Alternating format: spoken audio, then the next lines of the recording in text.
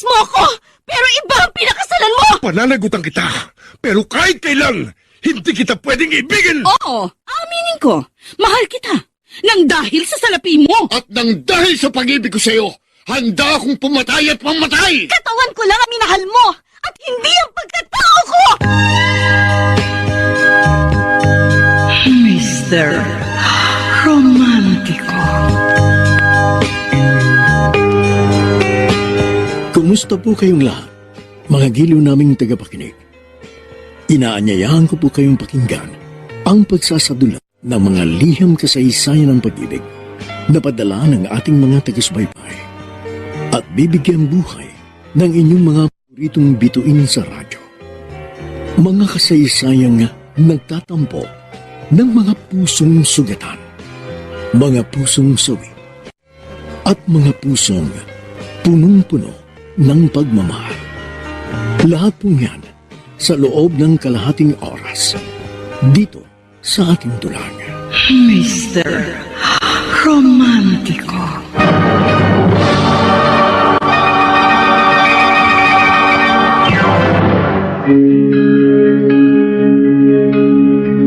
Batid kong hindi ako nagpapatibok ng puso mo, subalit ako sa iyo ay patuloy na nagsusumamo. Ang pag-ibig kong ito na hindi mo pansin, sana'y pagkukulan ng kahit konting pagtingin. Bagamat ang turing mo sa akin ay isa lang kaibigan. Pakiusap, maaari mo ba akong mahalin kahit kunwari man lang? Magandang umaga po, mga giliw naming taga-subaybay. Sa linggong ito, sisimulan natin ang tampok na kasaysayan na hango sa liham na padala ng isa nating tagapakinig mula sa Deparo, Caloocan City at siya nagpatago sa pangalang Francis. Kahit kunwari man lang. Dear Mr. Romantico, gusto kong umpisahan ang aking liham sa katanungang paano ba ang lumimot? Paano ko pipigilan ang aking pusong patuloy na tumitibok sa isang babaeng pagmamay-ari na ng iba? Kung bakit ko nasabi ang mga ito ay sa kadahilan ng hanggang ngayon ay hindi pa rin nagbabagong aking damdaming labis na nasaktan at tila ba hindi kayang hilumin ng panahon ang sugat sa aking dibdib na sanhi ng aking mapait na kahapon. Di naman kita sinasadyang masaktan. O ano? Bakit parang bigla kang natigilan? Napabuntong hininga ka pa. Ano ba talaga sasabihin mo? Hindi ko kasi alam kung paano ko umpisahan. O sige, tatanungin na lang kita. Ano ba yan? Good news o bad news? Pareho. Labo mo naman, Jessica. Hindi kita maintindihan. Pwede ba sabihin mo na? Kinakabahan tuloy ako eh. Tibali na lang kaya. Sa ibang araw na lang. Lalo mo naman akong pinapag-isip eh. Sorry, Francis. Pero parang hindi ko kayang sabihin. Ako, nabibisit na ako sa'yo ha. Kapag hindi mo sinabi, hindi na kita kakausapin kahit kailan. Ay, grabe siya. Ako pa ngayon ang grabe. Para mo na nga akong pinapatay sa suspense eh. Kaya bibigyan kita ng 1 minuto para makapag-isip. At kapag hindi ka nagsalita, iwanan na kita rito. Oh, okay na. Sasabihin ko na. Sige, Sasabihin magsalita na. ka at makikinig ako. Sige. Kung ko si Francis si Peter, uuwi na siya. Kailan? Next week na. At pag-uusapan na namin yung kasal namin. Tama ka. Good news and bad news nga yun. Good news para sa iyo at bad news naman para sa akin.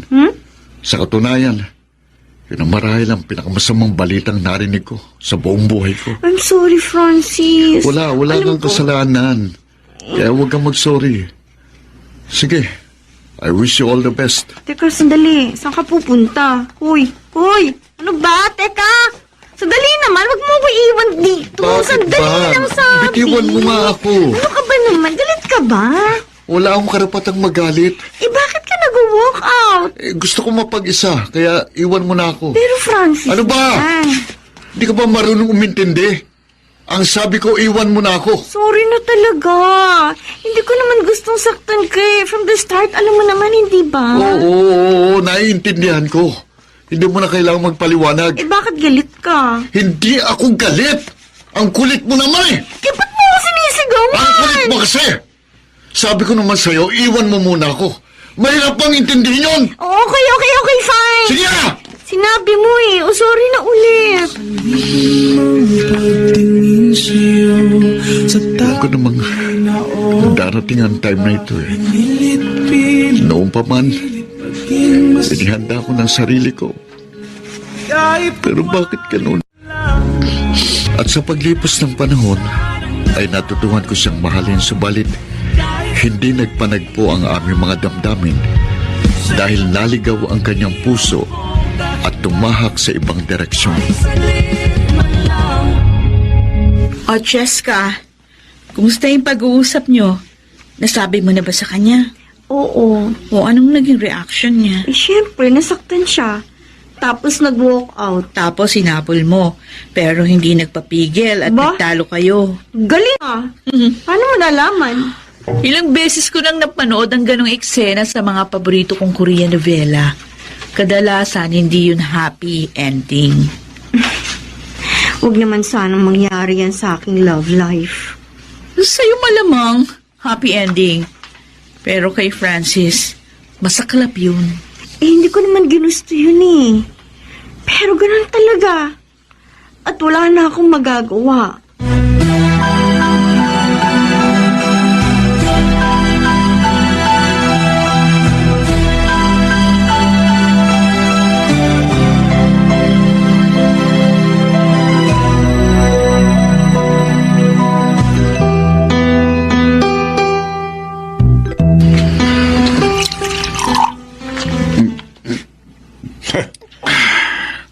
Nakakarami ka na. Oh, Parang tubig lang kung inumin mo ang beer. nasa kondisyon lang po ako, Uncle Victor.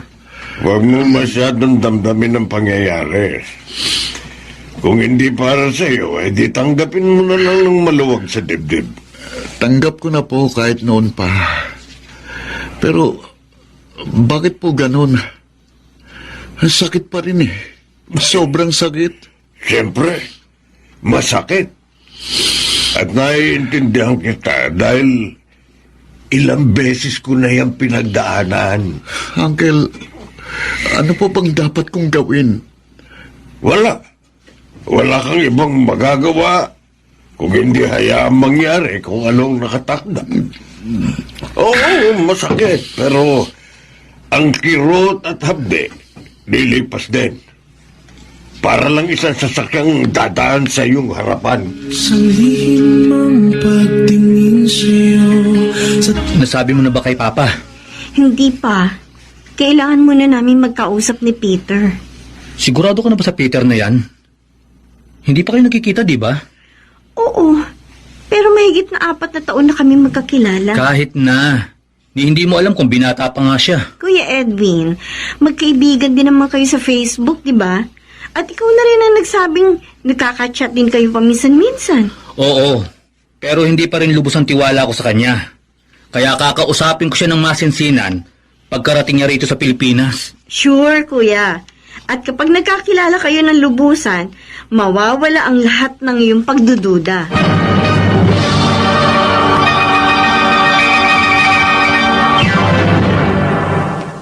Mr.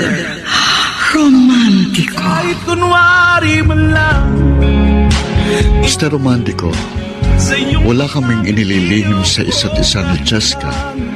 Kaya batid ko ang mga nangyayari sa kanya. At kampante ko dahil nasa Australia ang kanyang boyfriend. At ang pag-uwi ni Peter ang siyang hudyat na malapit nang maglaho ang aking aandap-andap na pag-asa. Tuluyan na nga sigurong malilibing sa hukay ang aking pusong matagal nang namatay. Huwag kang mag-alala, Francis. Wala pang kasiguruhan yun. Edwin, kilala ko si Jessica ng higit pa sa pagkakakilala mo sa kanya. Kaya alam ko kung gaano niya kamahal si Peter Ang pangalan ng mapalad ng lalaking yon na bukang bibig ng iyong kapatid. Sabi ko naman sa'yo, akong bahala. Hindi maganda ang kutob ko sa kumag na yun eh. Hindi pa tapos ang laban, Bayaw. Kaya huwag ka munang susuko. Sinong nagsabing susuko ako? Hanggat nananatiling dalaga si Cheska, hindi ako mawawala ng pag-asa. Ganyan nga, Bayaw. Laban lang. Kikilatisin kong mabuti yung Peter na yun eh. At kapag may nakita ko kahit konting butas laban sa kanya, sisiguruhin kong sa kangkungan siya pupulutin.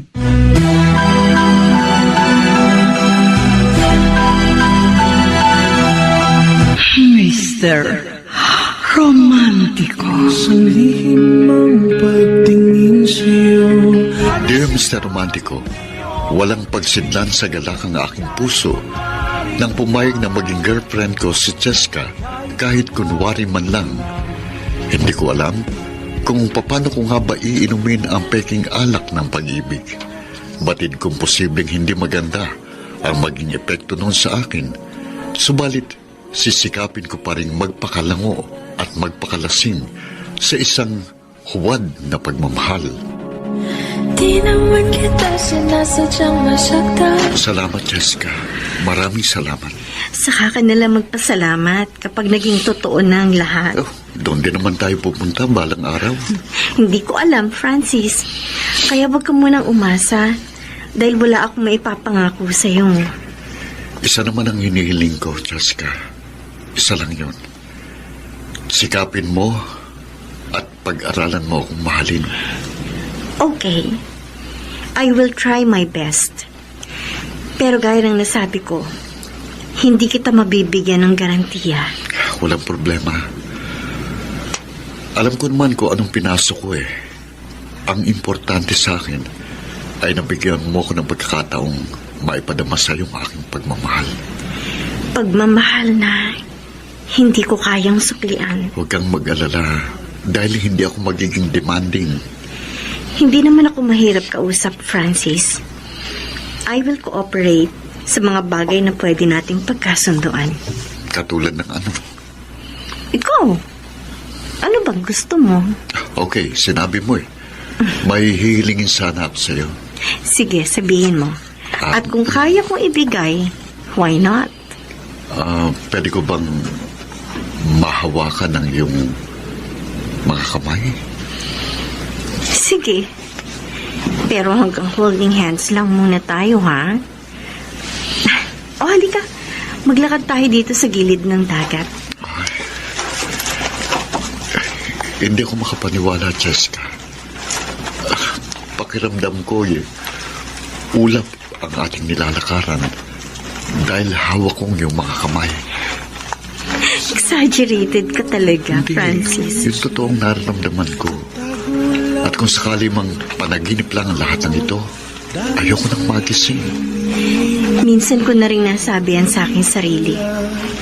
Pero ang aking magandang panaginip ay unti-unting nagiging isang malagim na bangungot. Kaya nga, Inamin lang sa yes! Hindi pa rin ako makapaniwala. Ang saya-saya ko talaga. E di lalo na siguro kung totoong relasyon namin. Pero okay lang. Hindi ko na pakakawala ng pagkakataong ito. Dahil palang araw, magiging totoong lahat. At matatapos din ang aming pagkukunwari. pangarap ko hindi. Talaga lang, ha?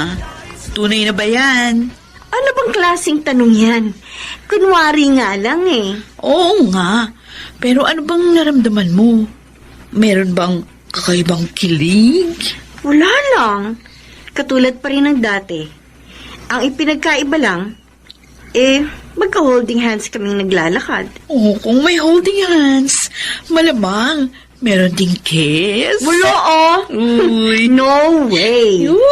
Siyempre, nakareserba pa rin kay Peter ang aking first kiss. Naku!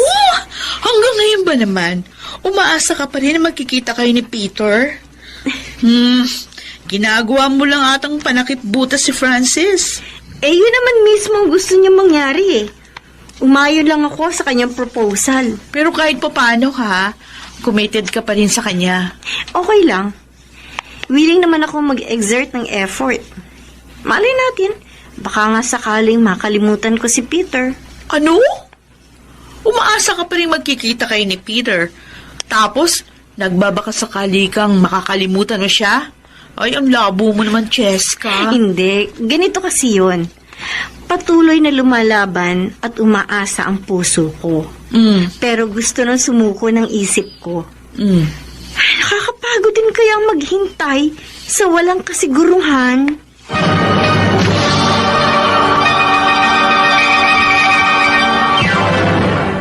Mr. Romantico. Kahit kunwari man lang. Ado kang kumain na. Oo nga, Francis. Naninibago ako sa'yo. Masarap lang po kasi itong ulam, Uncle. Yan din kaya ang ulam natin nung isang araw. May kakaiba talagang nangyayari sa'yo, Francis. Nay, Ay, dahil kakaiba rin ang iyong aura. Nagniningning ang kislap ng iyong mga mata. masaya lang po ako, Nay. Abay, mukhang totoo na nga ang kutob ko.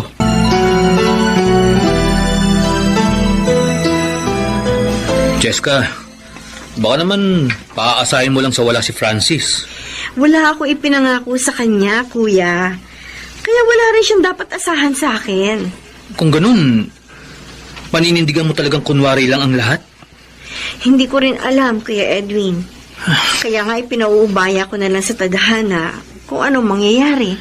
Pero kung ikaw ang tatanungin, may pag-asa bang maging totoo ang inyong relasyon? Gaya nga ng nasabi ko, hindi ko alam.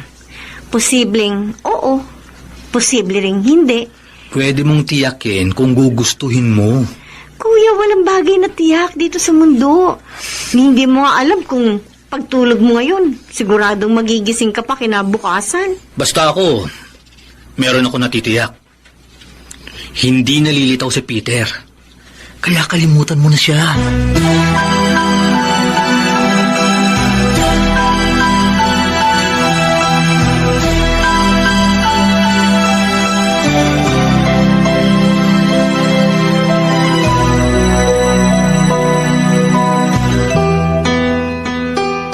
Ano sa tingin mo, Irene?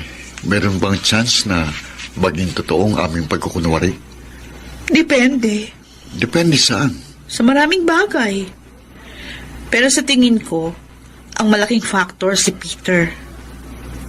Paano mo nasabi yan? Simple lang, Francis. Malaki ang chance mo kapag nawala na ng tuluyan si Peter. Pero kapag bigla siyang sumulpot, di tapos ang boxing. Sigurado, knockout ka.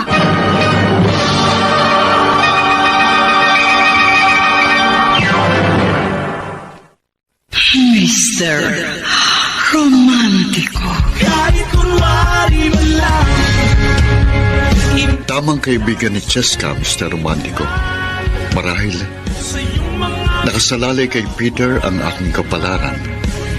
Kaya ang aking dalangin ay mawala na siya ng tuluyan. At kapag nangyari yon, doon palang mapapanatag ang aking kalooban. Kahit kunwari man lang. Happy Mansory. Ano? Mansari ba natin ngayon? Ano ka ba? Bilis mo namang nakalimot. Pasensya ka na. Hindi kasi ako aware na nakaisang buwan na pala tayo. Okay lang yun. Siya nga pala, pagpasensya mo ng munti kong regalo sa'yo. Ito, Greeting card? hindi basta greeting card yan. Special yan. Sige, buksan mo na. Hindi ko na idinikit yung sobre para mabuksan mo ng maayos. Okay, bubuksan ko na. Wow! Ang galing ng cover. Very artistic ka pala. Sandali, titignan ko yung nakasulat. Ba, ibang klase ah. Ang ganda. Halatang nag-effort ka talaga ng gusto. Ganun talaga pag mahal mong isang tao. Paglalaanan mo talaga ng panahon at pagod. At higit sa lahat, hindi mo makakalimutan ng mga espesyal na okasyon. At nangonsensya ka pa. Okay, sige na. Guilty na ako. Sorry na po. O ano ba gusto mong gawin ko para makabawi ako? ano? Yung bang kahit isa lang, Ano? isang kiss lang, kontento na ako. Ano? Isang halik? Oo, hindi kita pipilitin kung ayaw mo. May magagawa ba ako kung talagang baliwala ako sa'yo? Aba, at nagdrama pa. Sige na nga, Ano? payag na ako. Ha? Pero sa cheeks lang, ha? Okay, sinabi mo eh. Ay! Ang bilis mo naman! Ha? Hindi pa nga kita binibigyan ng go signal. Dinunggol mo na kagad yung muso mo sa pista. Ganun talaga. Kailangan kong bilisan para makarating kagad ako sa finish line. Kahit kunwari man lang. Nakaisang buwan na kami ni Francis. Pero wala namang nagbago sa damdamin ko para sa kanya. Hanggang kaibigan lang talaga ang pagmamahal na kaya kong ibigay. Si Peter. Siya pa rin ang isinisigaw ng aking damdamin. Kaya, hanggang kailan, Peter? Hanggang kailan mo ko paghihintayin? Parang awa mo na. Magpakita ka na sa akin. Sino kaya ito tumatawag? Numero lang itong rumihistro sa cellphone ko. Hello? Hello? Sino to? Peter? Ikaw ba yan?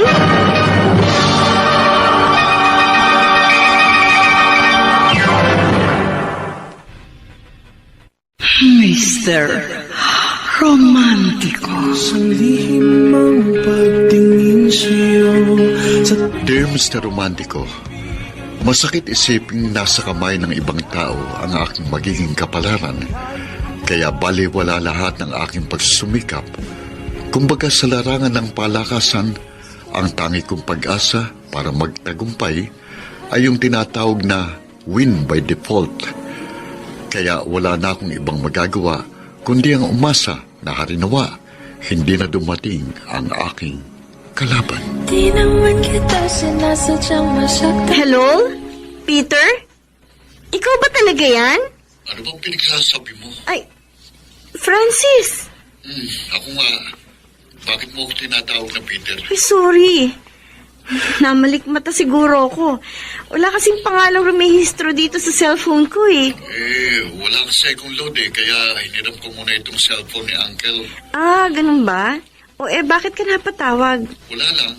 Na-miss lang kita. Pero mukhang ibang taong namimiss mo Ay, I'm sorry, Francis. Nangungulila kasi ako kay Peter eh. I miss him so much. Aray ko. Eto na naman tayo. Sorry na talaga. Ginagawa ko naman ng lahat eh. Pero hindi ko maiwaglit sa puso't isipan ko si Peter. Ay, nakakaingit siya, Jessica. How I wish na sana maging si Peter ako. Kahit isang minuto lamang. At least mararamdaman ko kung paano ko magmahal. Pero hindi ako si Peter eh. At yun ang isang masaklap na katotohanan. I'm sorry, Francis. I'm so sorry. Talaga, Irene. Hirap na ako. Jessica, ikaw lang naman ang pwedeng tumapos ng iyong paghihirap. Patuloy ka lang masasaktan kung patuloy kang aasa at maghihintay sa isang tao na hindi mo naman alam kung babalik pa nga ba o hindi. Okay lang maghintay. Kahit pa gaano katagal yan, kung alam mong meron ka namang hinihintay.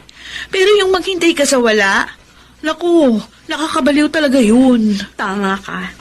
Dahil malapit na talaga ako mabaliw. Ano bang problema kay Francis? Bakit ba hindi mo siya magawang mahalin? Wala naman kay Francis ang problema eh. Oh, Sa katunayan, sobra-sobrang effort niya. Ako, nasa akin lang talaga ang diferensya. bakit? How about you? Nag-e-effort ka rin ba? Oo naman. Oh. Mahirap kaya Ay, oo nga no. Hindi ko napansin yun Kaya nga isipin mong mabuti kung may pupuntahan ka pa. Aba, mukhang na-corner na ako Ilang move na lang at checkmate na ako. Sandali lang. Isipin ko mabuti. Kaya mukhang Dito. Ba, mukhang wala na akong tatakbuhan kailangan ko na sigurong isacrifice ang aking queen. Matatalo ka pa rin. Ha? Nakaiwas ka nga sa checkmate, pero ganun pa rin ang mangyayari. Pinatagal mo lang ang paghihirap mo. Oo nga, no. Para lang si Jessica, Edwin. Darating din kasi ang panahong isasakripisyo ko rin ang aking reyna dahil hindi naman akong tunay na hari sa puso niya.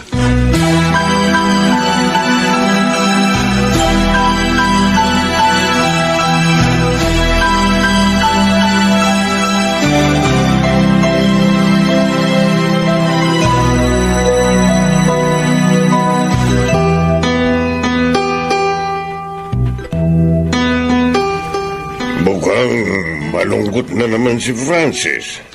Oo nga eh. Nung isang araw, ang sigla-sigla pa niya. Baka naman merong hindi magandang nangyari sa kanila ni Jessica. Siguro nga. Alam mo, sa totoo lang kuya, naaawa na ako sa kanya eh. Dahil ilang taon na siya nagtitiis. Kung bakit naman kasi hindi na lamang siya maghanap ng ibang babaeng mamahalin. Hindi yung ganong kadali. Lalaki rin ako at naiintindihan ko siya. Para lang isang kabanata ng buhay niya si Jessica. Kaya matatapos din yun balang araw. Isang lihim ang pagtingin sa'yo. Tama na, Francis. Ha? Tapusin na natin ang ating pagkukunwari. Huwag, Jessica. Sinasayang lang natin ang ating panahon at lakas. Please. Wala naman kasi mangyayari.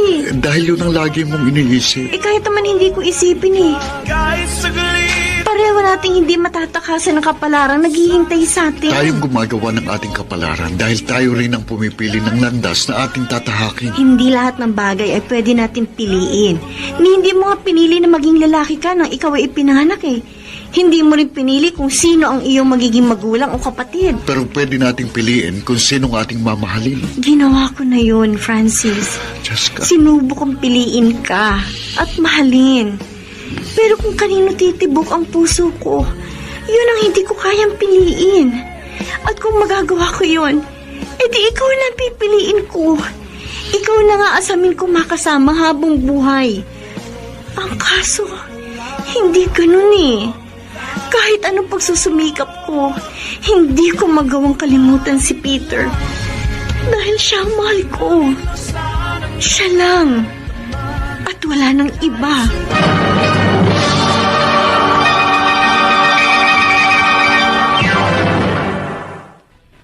Mr. Romantico. Kahit kunwari man lang. Sabihan mo ang kaibigan mo. Bakit? Anong problema? Ayaw niyang kumala sa aming peking kasunduan Hindi peke ang kasunduan nyo. Dahil pareho kayo nag-commit doon. At kailangan nyo yung panindigan. Sa bagay, tama ka. Hindi nga yun kasunduan namin ng fake, kundi yung aming mga damdamin. Tunay ang pagmamahal sa'yo ni Francis. Alam mo yan. At alam din niyang hindi siya ang tunay kong mahal. Jessica, hanggang kailan ka ba magigising? Kuya, Bakit hindi mo magawang imulat ang iyong mata sa katotohanan wala na si Peter? Bakit hindi mo na lang siya ituring na isang patay? yun nga ang masaklap, kuya. Dahil kahit pa lumitaw ang bangkay ni Peter sa aking harapan, siya pa rin ang aking mamahalin. At hindi magbabago ang aking damdamin kahit pa 10 beses siyang mamatay.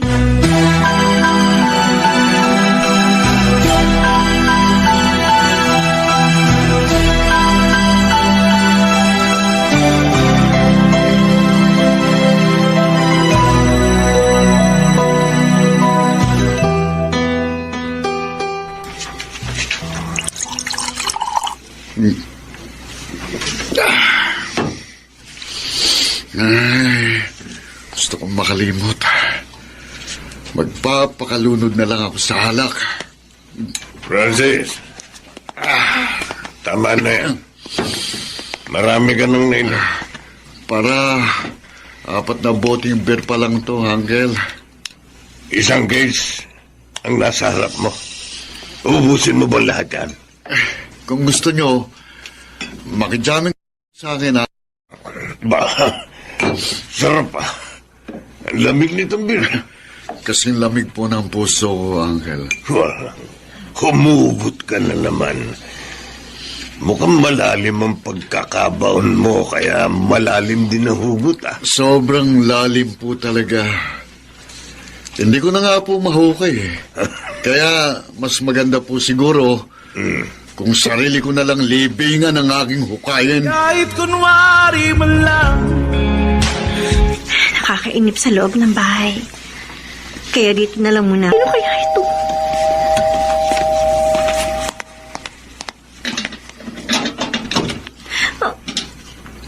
Kumusta ka na, Cheska? Peter? Ikaw nga ba yan?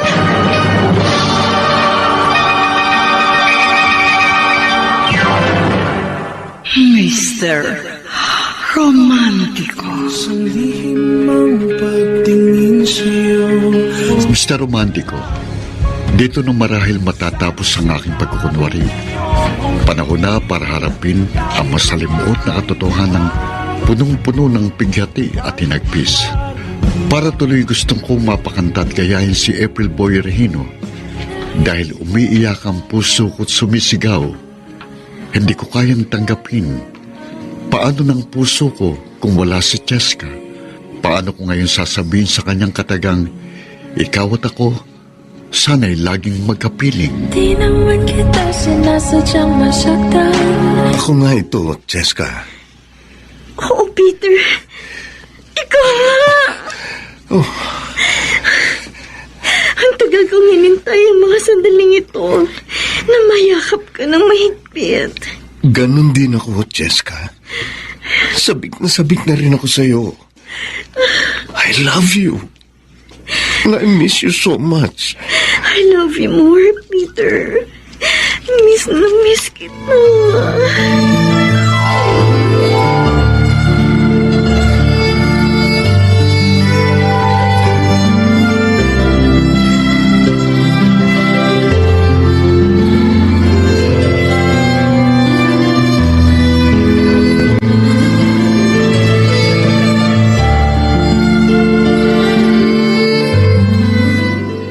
Ay, Oh, Francis, bakit? Ano nangyari? nabitiwan ko po yung tasa ng kape.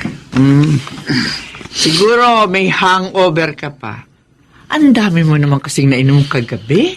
Pambira ka. Teka. Teka, sandali. Oh. Diyan ka lang at kukuha ko ng walis at dustpan. Huwag kang gagalaw.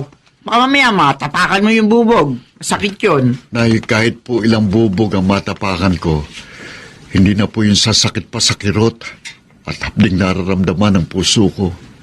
Eh, mukhang lasig ka pa yata eh. Puro kadramahan na naman yan naririnig ko sa iyo. Hindi po ito drama, Nay. Dahil hindi naman po ako ma-acting. Yun po talaga ang aking tunay na nararamdaman. Oo na, naku. Oh, sige na. Diyan ka lang at awalisin ko itong nagkalat na bumog sa sahig. Bakit ba ganitong nararamdaman ko? Bigla akong kinabahan at parang ang puso kong nahulog sa sahig at nagkapira-piraso. Diyos ko, wag naman po sana.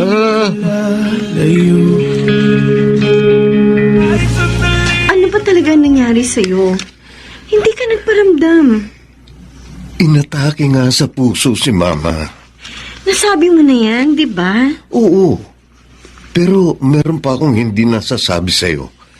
At yun ang ipagtatapat ko sa'yo ngayon. Ano ba yun? May ibang babaeng gusto si Mama para sa akin. Sa katunayan, nakipagkasundo na siya sa kanyang magulang na kami ay ikasal. At nang hindi ako pumayag at ipagtapat ko ang tungkol sa'yo, inatake siya sa puso. Bakit biglang hindi ka nagparamdam? Don't tell me na natuloy ang kasal ninyo. Nanganganib ang buhay ni Mama, kaya napilitan akong sumunod sa gusto niya. Itinakda na ang kasal namin, kaya iniwasan na kita. Hindi ko kasi alam kung paano ipagtatapat sa'yo. Kung ganun, may asawa ka na. Hindi natuloy ang kasal namin. Dahil 3 araw bago kami ikasal, nagtanan siya at sumama sa kanyang boyfriend. At hindi na ako nagpatumpik-tumpik pa. Kumuha agad ako ng plane ticket at pinuntahan kita rito. Dahil ikaw, Jessica, ikaw ang babaeng gusto kong ihatid sa altar at makasama habang buhay. Talaga? Oo. At kung gusto mo, edi magpakasal na tayo sa lalong madaling panahon.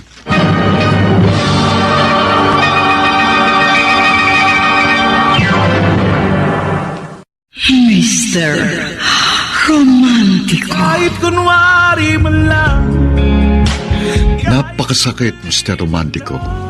Sobrang sakit. At ang mga sandaling yon ay mas nanaisin ko pang hinihintay kong ulan na didilig sa aking uhaw at tigang pangarap. Tuluyan ang napigdal ang hininga ng aking naghihingalong pag-asa. Ano? Hindi ako papayag! Wala ka nang magagawa, kuya.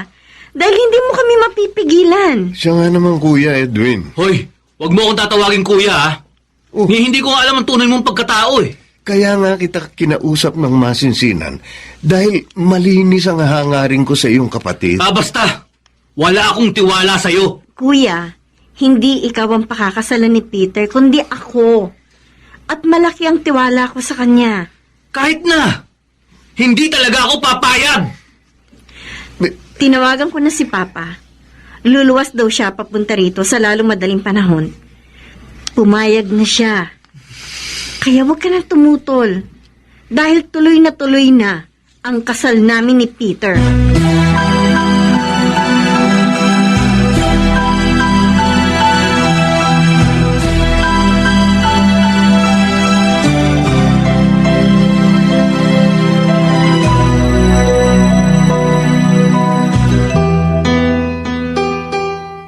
Edwin, ito nang matagal kong pinangangambahan. Francis, hindi pa sure yun. Akong bahala. Huwag na. Hayaan na lang natin si Jessica kung saan siya magiging masaya. Pero paano ka? Anong gagawin mo? Noon pa man, tanggap ko nang hindi ako mahal ng kapatid mo. Nagbakasakali lang naman ako eh. Yun nga lang, nabigo ako. Pero okay lang.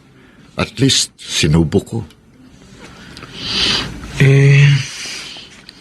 Ano ngayon ang balak mo? Gusto kong makausap si Peter. Ha? Para ano pa? Don't tell me, sasapakin mo siya. Kung pwede nga lang sana. Pero, kailangan kong maging sport. Bagamat mahirap, sisikapin kong tanggapin ng maluwag sa dibdib ang aking pagkatalo. Kahit kunwari man lang. Best wishes ka. I wish you all the best. Salamat, Irene. Sana balang araw magka-jowa ka rin. Ay, naku. Sakit lang ng ulo yan. Nasasabi mo lang yan dahil hindi mo pa natatagpuan ang true love mo. Bahala na si Cupido kung kailan niya ako papanain. Hoy, akong bridesmaid ako. Siyempre naman. Automatic na yun. Si Francis, hindi mo siya kukuning best man? Ay, ano ka ba? Hindi ako sadista, no? Kawawa naman. Hindi ko ma-imagine kung anong klaseng hapdi at kirot ang kanyang pinagdadaanan.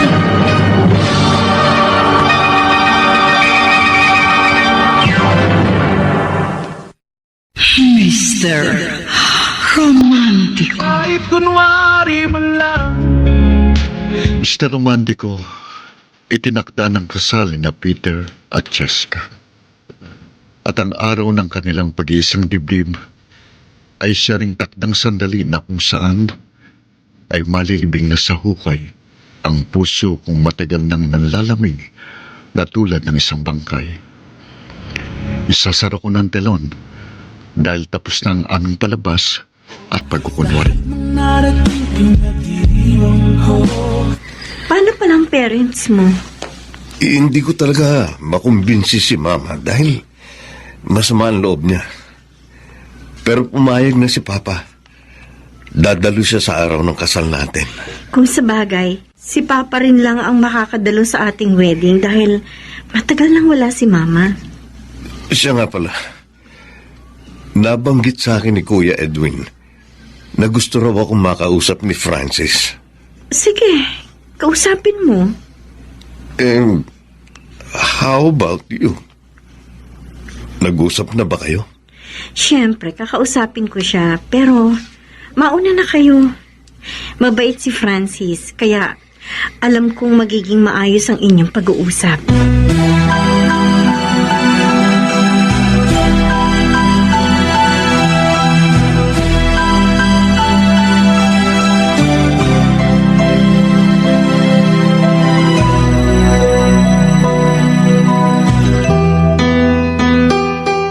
Aaminin ko, Peter, inggit na inggit ako sa'yo. Pero dahil gentleman ako, kaya tatanggapin ko ng maluwag sa dibdib ang aking pagkatalo. Salamat, Francis. Pero hindi naman dito natatapos ang ating pakikibaka sa larangan ng pag-ibig. Maraming darating na pagkakataon sa iyo. Ewan ko, mahirap kalimutan ng isang katulad ni Cheska. Tama ka. Kaya nga sinikap kong makauwi. Hindi ko siya magagawang tikisin. Mapalad ka dahil ikaw ang kanyang minahal. Kaya sana naman, alagaan mo siyang mabuti. At wag na wag mo siyang paluluwain. Dahil malilintikan ka sa akin. Mahal na mahal ko si Cheska. Kaya umasa kang hindi mangyayari yun. Hindi ko siya magagawang saktan at lokohin. Patawarin mo ko, Francis, kung nasaktan ko ang damdamin mo. Patawarin mo ko kung hindi ikaw ang minahal ko. Cheska, wala kang dapat ihingi ng tawad. Dahil hindi mo naman kasalanan kung kay Peter tumibok ang puso mo. Salamat naman at naunawaan mo ko. At idinadalangin kong matagpuan mo ang babaeng tunay na magmamahal sa'yo. Hangad ko rin ang kaligayahan mo sa piling ni Peter naway maging maayos ang inyong pagsasama. Salamat, Francis. Maraming salamat. Maraming salamat sa iyong pag-ibig. Kahit ito'y kunwari lamang.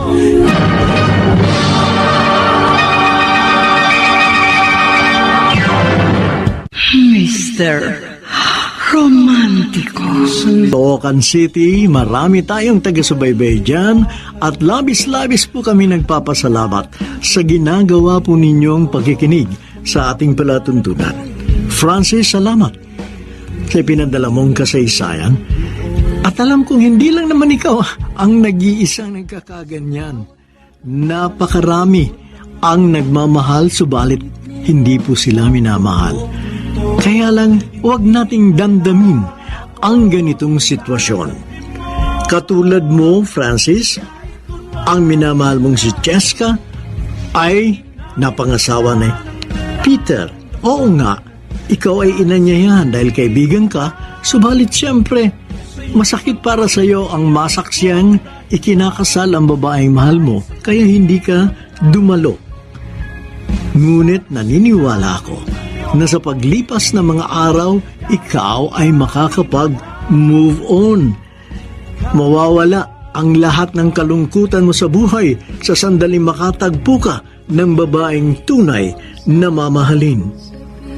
Para sa ating lahat, mga kaibigan, paalala po, ang mahalaga sa isang tao ay yung makadama ka ng pagmamahal. Kahit sabihin pang sa pamamagitan ng kunwari lang. Dahil mapalad daw ang umibig kahit mabigo. Dahil naranasan niya ang magmahal. At yan ang naganap sa iyong buhay. Salamat na muli, Francis, at ang gumanap sa iyong papel bilang Francis, walang iba kundi si Phil Cruz.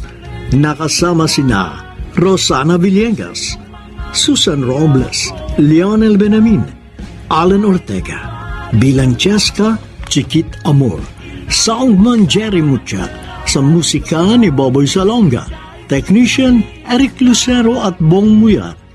Ang kasaysayang inyong napakinggan ay mula sa panulat ni Toti Sandoval, sa direksyon ni Luz Fernandez. Mga giliw naming taga-subaybay, huwag kaliligtaang abangan ang bawat magagandang kasaysayan ng pag-ibig at magagandang awiting itinatampok namin sa ating palatuntunan. Hanggang sa muli, ako po ang inyong Mr. Romantiko. Kahit kunwari man lang.